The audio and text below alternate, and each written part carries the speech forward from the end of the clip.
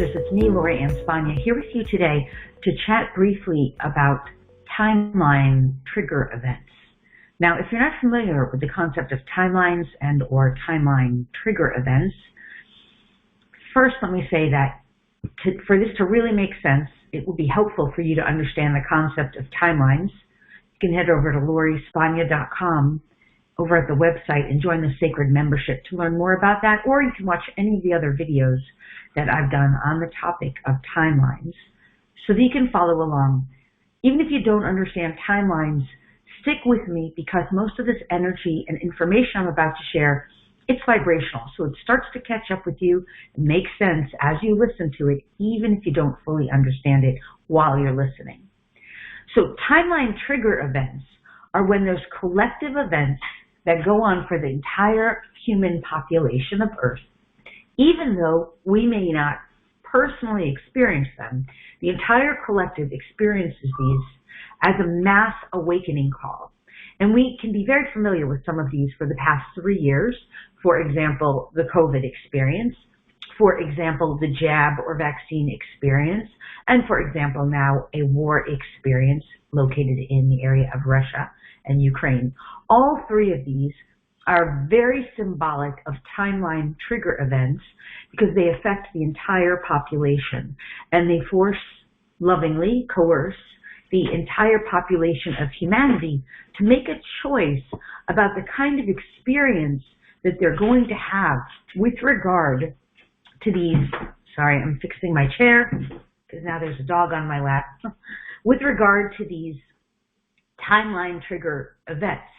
And the purpose of a timeline trigger event is designed to assist humans in the awakening journey and designed to catalyze and lovingly coerce an awakening process related specifically to the experience of the event and ultimately to catalyze the largest number of people on the earth into awakening, into a realization, an up-leveling, so to speak, of their behavior, of their attitudes, of the way they believe and perceive, what they see and perceive in their world, and how they behave in the world.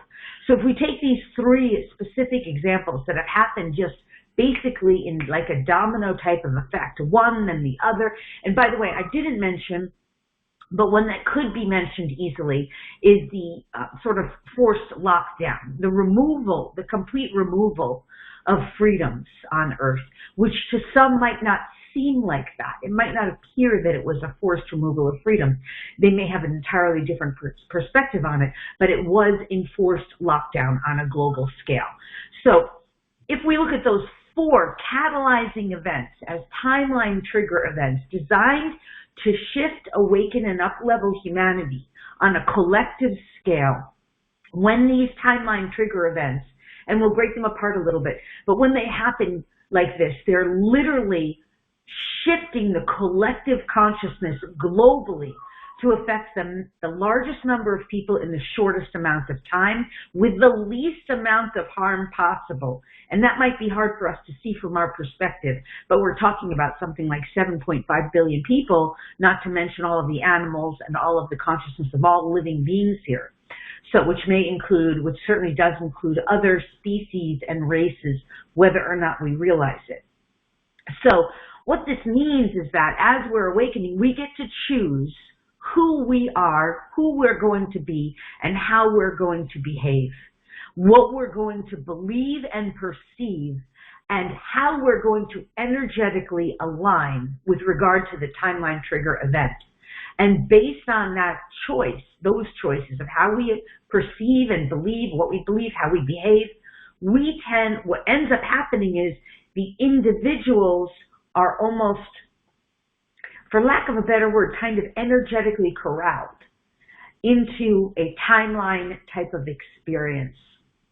So going back to the original one mentioned of the 4, the COVID experience.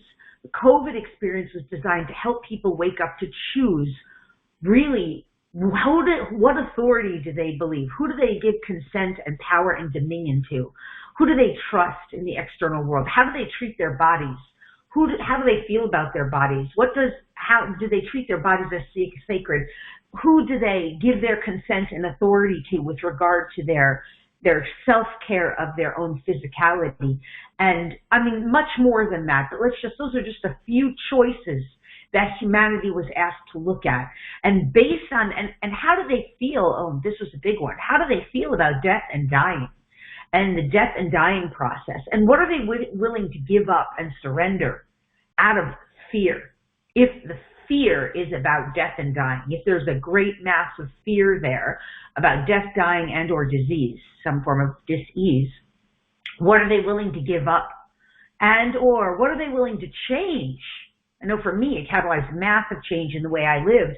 It was all positive change, not based in fear, but based in joy, excitement, passion, and liberation for me personally. But we all made those choices, right?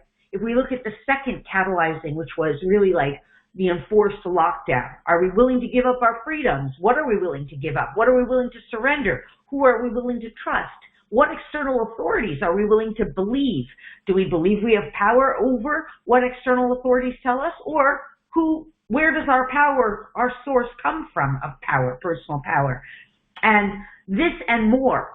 What is our belief system? What do we adhere to? And with both of these, in fact, all four of the timeline trigger events, how do we treat one another through the experiences? How do we respect and honor other people's choices, decisions, perspectives? How do we judge or not judge? How do we find harmony with ourselves and one another? Now, I could go through all four of them, and I will just briefly address, since right now we're at this point in time more focused on this experience of war. But with regard to this, sorry, doggy. With regard to this particular experience, we get to decide, who do we want to be? Do we want to be peace? Do we want to be harmony? What do we want to experience? Do we want to experience service and contribution to our fellow humans? Whether that's through doing divine mission work, energy work, healing, sending loving peace, sending some form of aid or rescue, whatever it is. How do we want to show up in our own personal lives when the experience of confrontation shows up? The week that the war showed up, I was at a friend's house in another state visiting, and the friends actually presented me with the opportunity to demonstrate myself in the state of harmony, regardless of the war that was going on in their lives and in the turmoil in their lives that they presented to me. So we have a choice on a personal level, even though we might not be living in the area where war might be. We get to decide who we are with respect in our own personal reality and collectively. Now, ultimately, for light workers, way showers, star seeds, light holders, light bearers, however you define yourself, whatever languaging, the key for us is always to choose the highest path we can possibly choose that's most aligned with our integrity and with our own sense of authenticity, truth, the highest virtues that we can aspire to, that we believe and perceive are good, right, and divinely aligned for us as individuals and with regard to the greater good of the collective. And that's up for us as our unique discernment and in our unique individual situations and circumstances to decide and choose. That said, here's the big piece about timeline trigger events that is so important. And that is that timeline trigger events catalyze collective up-levelings. And when the collective up-levels to a greater attunement with or a greater alignment with a sense of peace, harmony, what we refer to as the new paradigm, which is generally the virtues or the energies of love, peace, kindness, compassion, self-responsibility, responsibility to the greater good, service, and contribution to the greater good of all, including self, with harm to none. When we start up-leveling and aligning with these new frequencies, the whole of humanity is uplifted. This is the purpose overall of timeline trigger events. We have just witnessed in our last 2 years, 4, just that I've mentioned, major timeline trigger events, and they are coming to a massive head. This is noted also in astrology, although they would not use this languaging. They would just simply refer to the planetary alignments, and it would say basically the same thing in a slightly different way, depending on the interpreter of the astrology and of the astrological planets. It's also interpreted easily through numerology, although again, it always depends on the interpreter. Nonetheless, all of our signs and symbols, all of our information is saying the same thing. We are about to go through a major collective up-leveling, which basically raises the frequency for all of humanity. Now, this is expected in terms of linear time, although we're already going through it, to really peak up during the next upcoming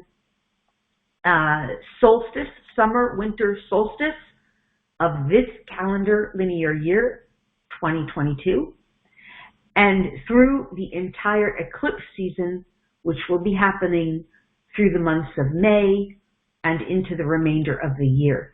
So for the balance of this year, it will be happening. It will really escalate as well into the eclipse season, and then even at the 6/6 portal gateway, which a lot of people will have to work through their fears and concerns about that, although I'll address that in a later upcoming video. The good news is it means that humanity is elevating and is shifting.